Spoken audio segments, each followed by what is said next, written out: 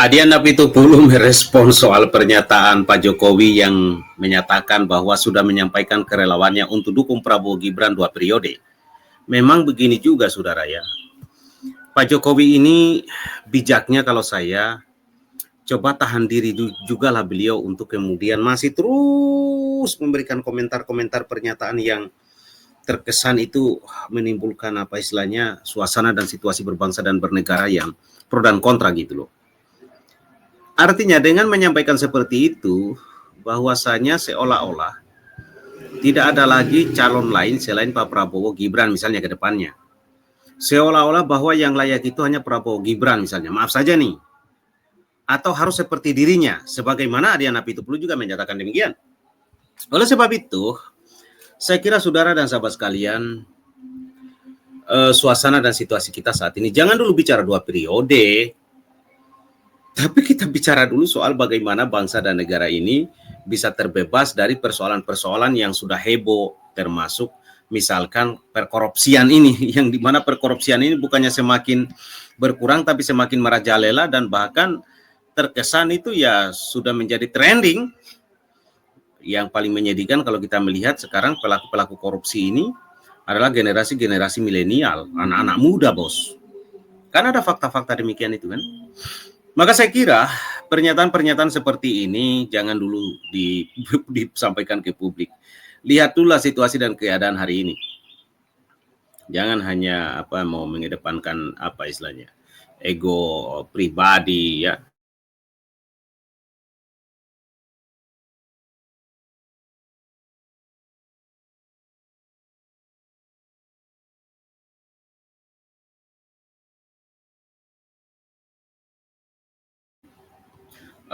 Saya sering katakan kita fanatiknya itu terhadap konstitusi Undang-Undang Dasar 45. Artinya siapapun tokoh bangsa ini yang kita cermati dan kita lihat masih berkesesuaian dengan konstitusi dan tujuan bernegara, itu yang kita dukung.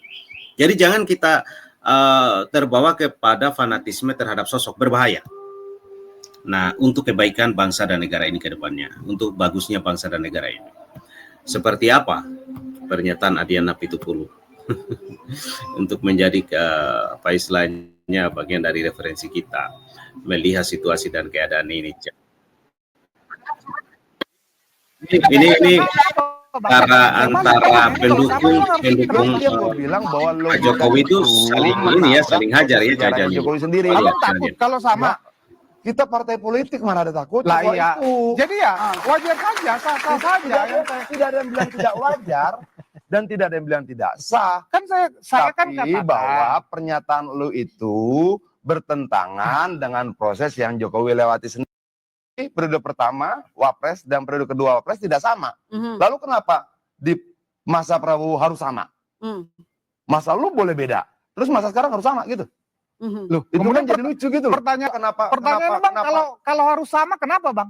Saya balik pertanyaannya, kalau sama memang harus kenapa? Ya, itu yang gue bilang bahwa logika itu menabrak proses sejarahnya Jokowi sendiri. Abang takut kalau sama?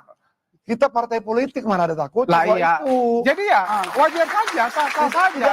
Tidak ada yang bilang tidak wajar dan tidak ada yang bilang tidak sah. Kan saya kan katakan bahwa pernyataan lu itu bertentangan dengan proses yang Jokowi lewati sendiri. Kan saya itu kan lalu kalau gua sampaikan bertentangan, kenapa? Lu takut? Apa usulan sama takut?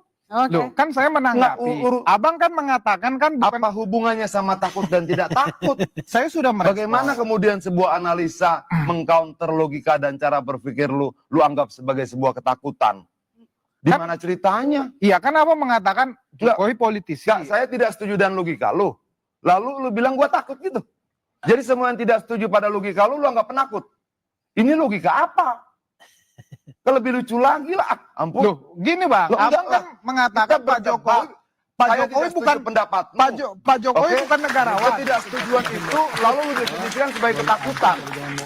Coba jelaskan bagaimana cara berpikir seperti itu. Orang tidak setuju pendapat lu anggap takut. Jokowi